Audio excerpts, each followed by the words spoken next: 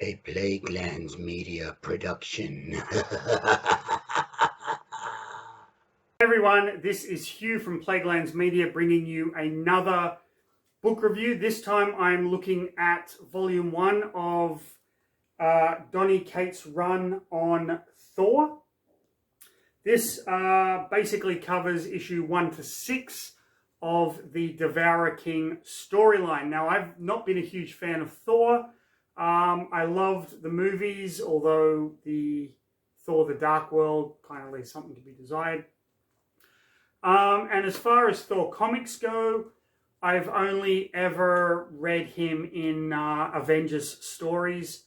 However, Donny Cates had a very interesting take on Thor, which led me to kind of seek out the graphic novels of his run and purchased this. It arrived last week, read it, and absolutely fucking loved it. Huge spoiler alert here. I'm actually going to go through the whole story, so if you don't want to know what happens or you're not interested, you can go to one of our other videos. They are equally as entertaining. Other than that, strap yourself in because there is some shit that goes down in this, and get ready for another episode of...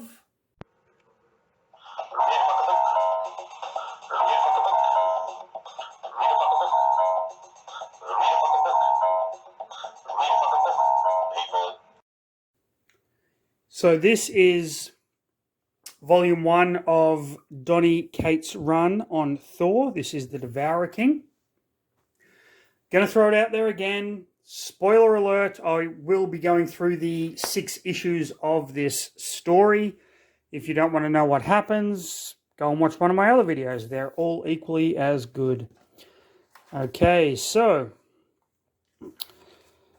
the story starts with Mjolnir being flung across all of the different realms before eventually landing on Earth. You do get a little bit of backstory about how Thor is now the king of Asgard. I don't know what happened to Odin. I'm not that well versed in comic book lore with the character. And it lands right in the middle of a monster that Captain America and Iron Man happen to be fighting. Iron Man asks Captain America for a Sharpie, and then Thor does his thing where he recalls his hammer, and it comes back to his hand, and Iron Man has written, "Nice shot, enjoy your retirement," and there's a little gag about how Thor managed to throw it through all of the realms. Here we see the Rainbow Bridge leading to, I believe that's the World Tree. And we find out that Thor is kind of not all that happy in his role as king. He'd much prefer to be a warrior. Volstagg comes to him. We see a back and forth here with Loki, who is now the king in the realm of the Frost Giants. And basically, they have their regular disagreement. Then Thor comes to the city. There is some urgent matter that he needs to attend to. What is that urgent matter? It's fucking Galactus. Galactus has just crashed the fuck into Asgard, which in and of itself, like, this splash page is just awesome. And I really wasn't expecting Galactus to appear in a Thor story, but there you go. He has come to Thor seeking help. Apparently something called the Black Winter, which is a destroyer of realities and universes, has come. Galactus has seen this happen before in his previous universe, and he is trying to stop it, so he has come to Thor to ask for help. Thor, at this stage, doesn't know that the World Tree is dying. He calls forth all the previous heralds of Galactus to find out what the fuck is going on. And Norrin Radd appears. Norrin Radd, of course, being the Silver Surfer. Now, at this point, you can see that the Silver Surfer is not silver. He is, in fact, black. Now, I believe this happened in a previous story by Donny Cates, which I have actually ordered the omnibus that story appears in, but at this point, I have no idea what happened. And to be perfectly honest with you, I was going to look up why Silver Surfer is black, but I would much rather just read the story that comes in the omnibus and tell it to you that way. Silver Surfer reveals that, pardon me, there are 5 planets that he kept hidden from Galactus. Those of you that don't know, Galactus is known as the World Devourer. That's how he keeps his power. The Heralds of Galactus are beings infused with cosmic power who can kind of go out and find planets for Galactus to devour. Of course, the Silver Surfer, or Norrin Radd, made a deal with Galactus so Galactus wouldn't destroy his home planet. He agreed to become the Herald of Galactus. Now, it turns out that he has been withholding information from Galactus all of these many years. 5 planets of immense power. If Galactus wants to defeat the Black Winter that is coming, he is going to need the power contained within these 5 planets. Quite a twist there. Thor gets rid of Tony Stark's kind of bullshit, gets the army of Asgard together and goes to confront Galactus. And he basically makes a deal with Galactus at this point. Thor will become a Herald of Galactus on the provision that he is allowed to evacuate the people of each planet that Galactus is about to destroy, bringing them to Asgard as refugees. To which Galactus agrees. Norrin Radd doesn't think this is a good idea.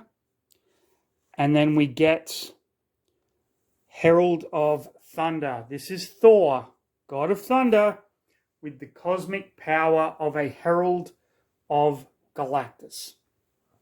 Now, I am so thankful at this point in the story that I got this as a graphic novel, because if I was reading this monthly and the comic book ended like that, I would have damn near shit my pants. And as I said in the previous video, I'm a fucking expert on that.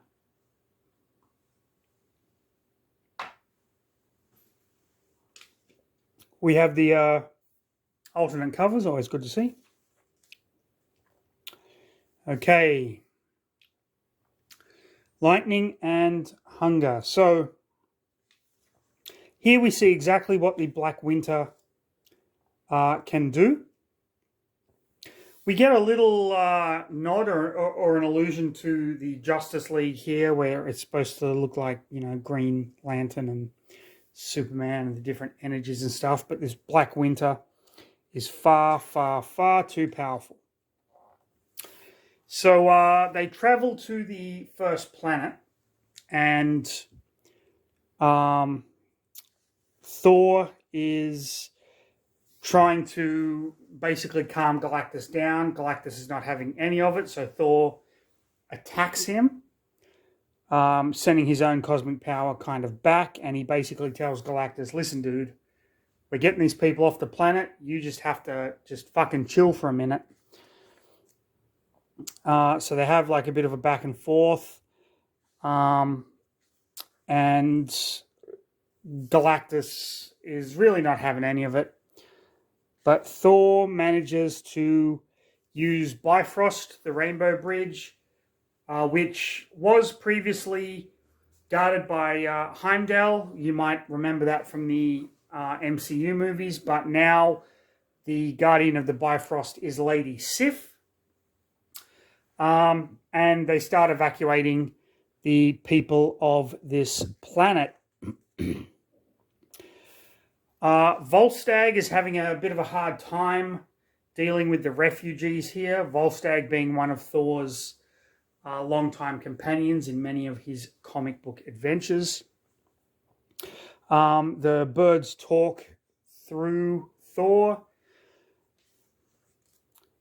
The planet, I believe this is Calypso, but I might be mistaken about the name,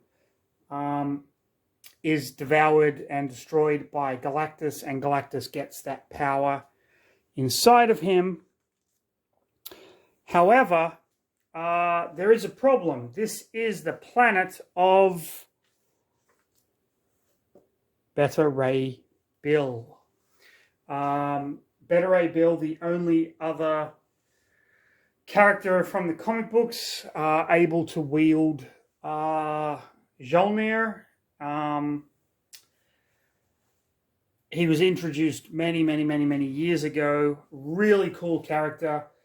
And in the MCU movies, when Thor, during Avengers Endgame, or Infinity War, I should say, when Thor makes that axe, that's kind of modeled off Beta Ray Bill's weapon Stormbringer.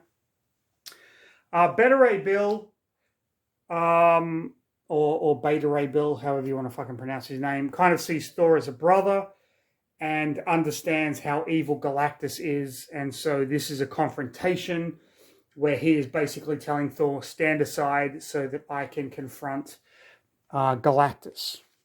Awesome ending to the second issue.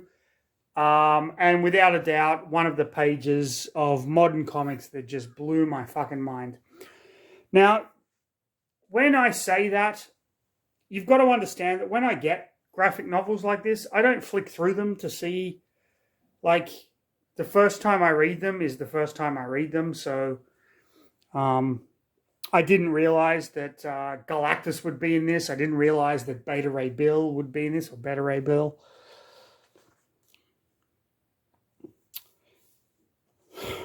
Great art. Mjolnir just dripping with stuff. So you have this idea of Thor confronting his demons here, fighting a lot of enemies that he's fought kind of in the past. And Beta Ray Bill basically tells him, listen, step aside. I know you've been mind controlled. This is not cool. Thor says, I can't do that. And so they basically have a fight. He flings Beta Ray Bill into the remains of the planet and is telling him, listen, dude, stand down. Like, you're not going to win this. Just going to take another drinky poo. I'll actually take a drink like one of the professors in the teacher's lounge at work.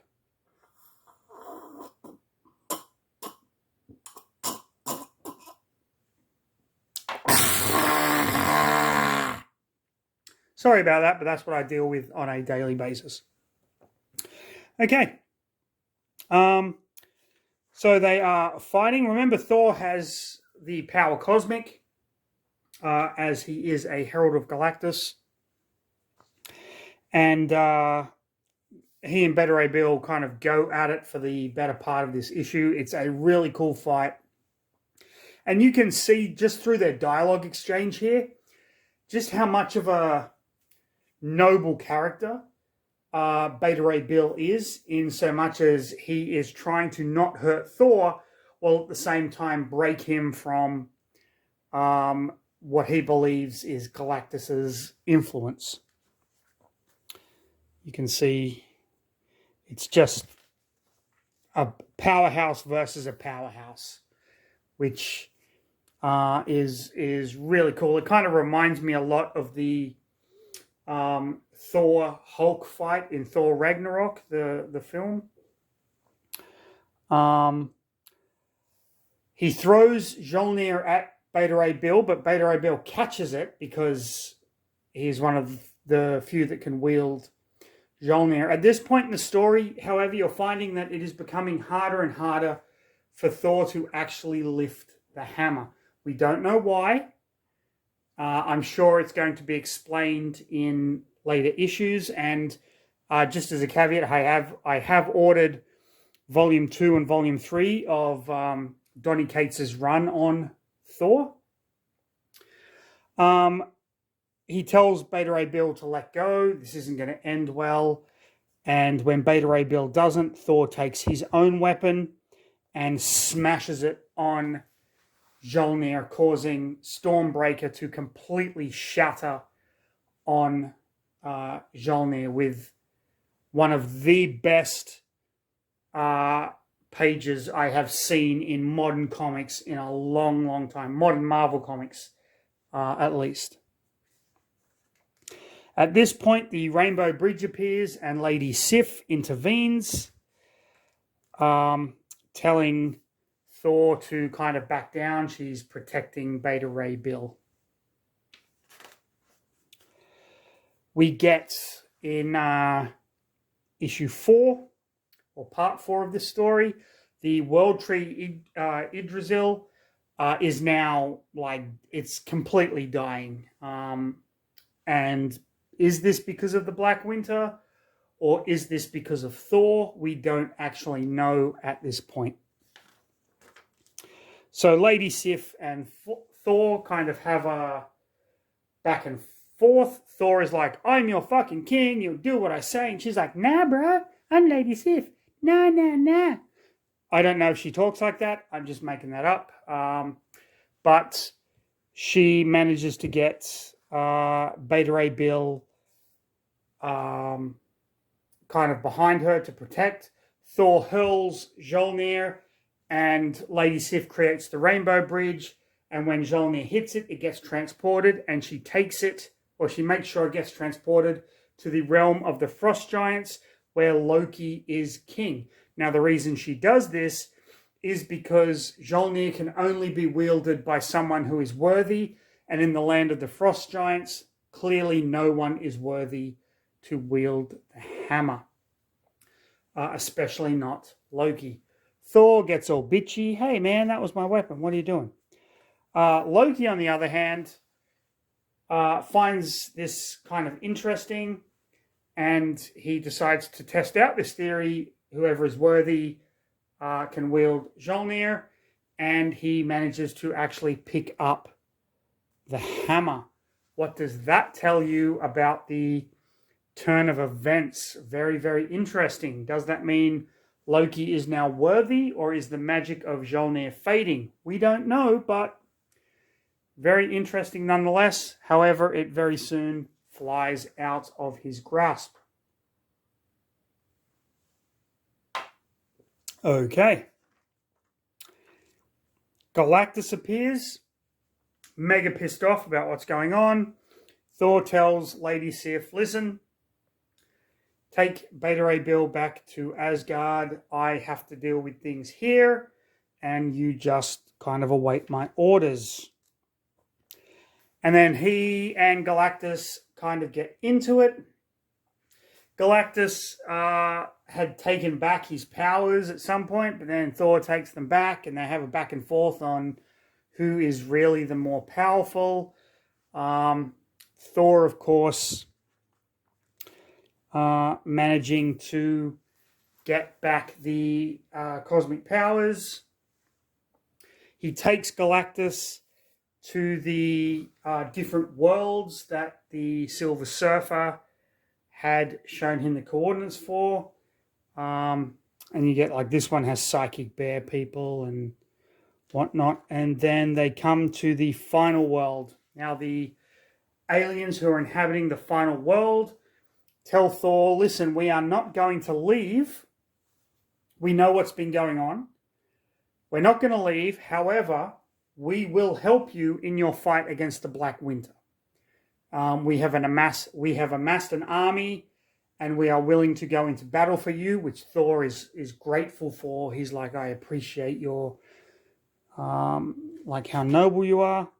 And then Galactus comes down and goes, fuck that, and basically destroys the fucking planet, killing everyone on it. Thor, of course, can't abide by this, and he's like, fuck that. Now, the thing about the Black Winter is if you look into it, you will see how you will die. So Thor blindfolds himself. He tells Galactus, listen, this fucking isn't finished yet. When this is over, you and I are going to fucking have words. And then they confront the Black Winter. What is the Black Winter? I don't know.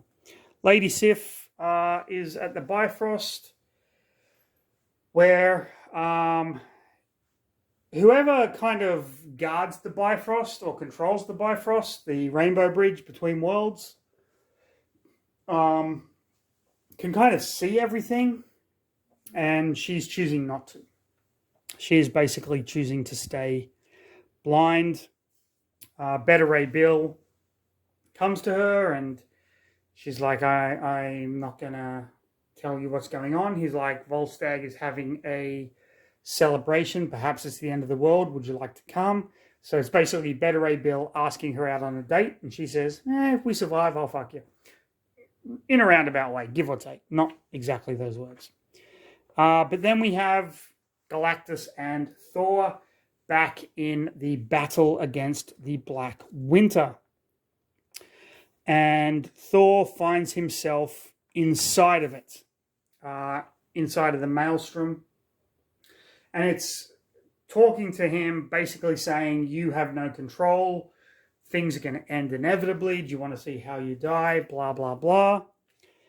And he gets a vision of Gorr the God Butcher. Dun, dun, dun. Gorr the God Butcher, of course, is the villain in the latest Thor movie, Love and Thunder. A very interesting character. For those of you who don't know who Gorr the God Butcher is,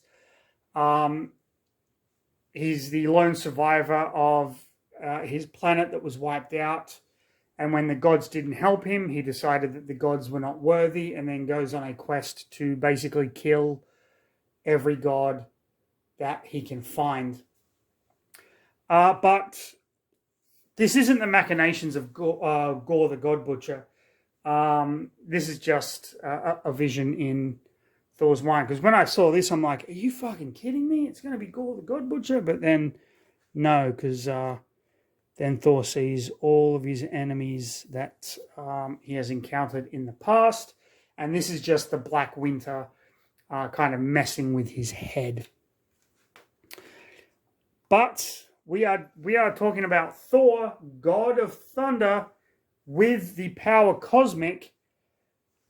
So it doesn't take a lot for Thor to basically escape.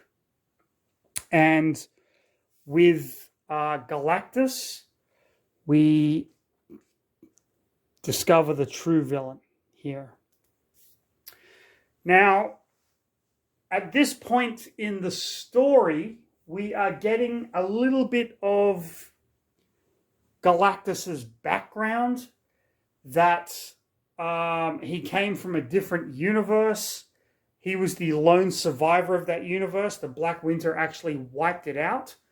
And the whole point of him trying to gather the energy from these 5 planets that the Silver Surfer had kept from him was that he needed to be powerful enough to save this universe. That's what we're led to believe.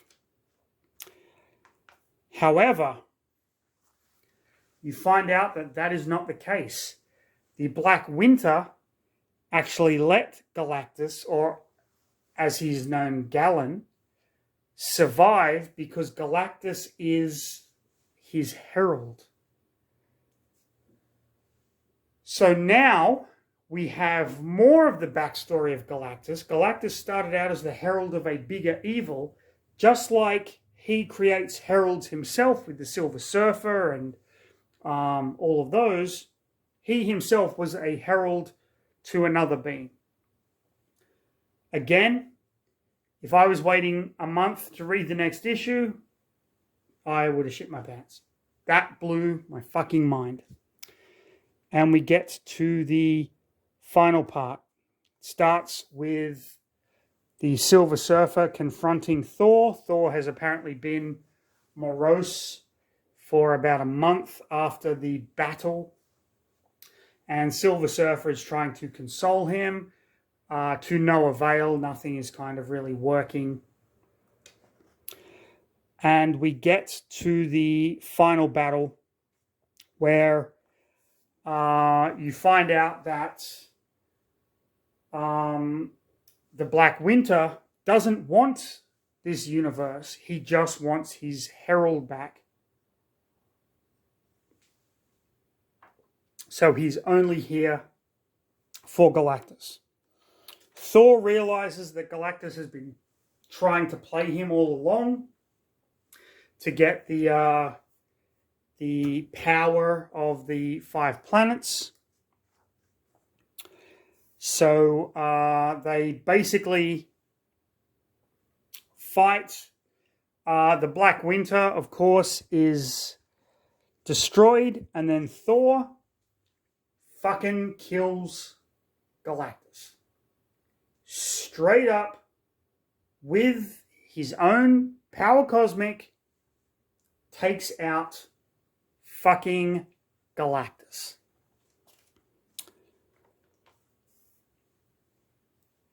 The Black Winter wants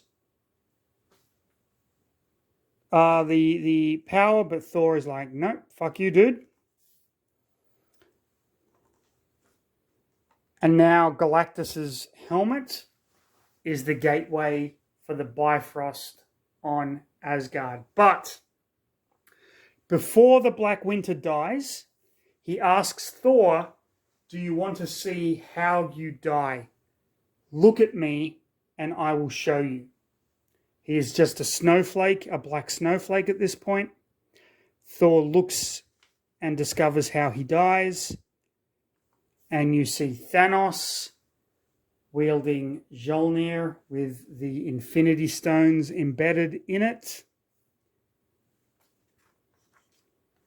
And that is the end of the first 6 issues of Donny Cates' run of Thor.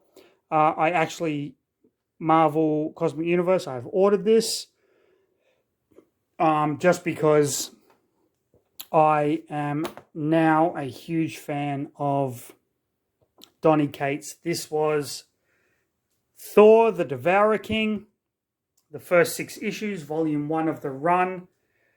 Absolutely fantastic. I loved every single issue, every single panel. There was nothing that dragged.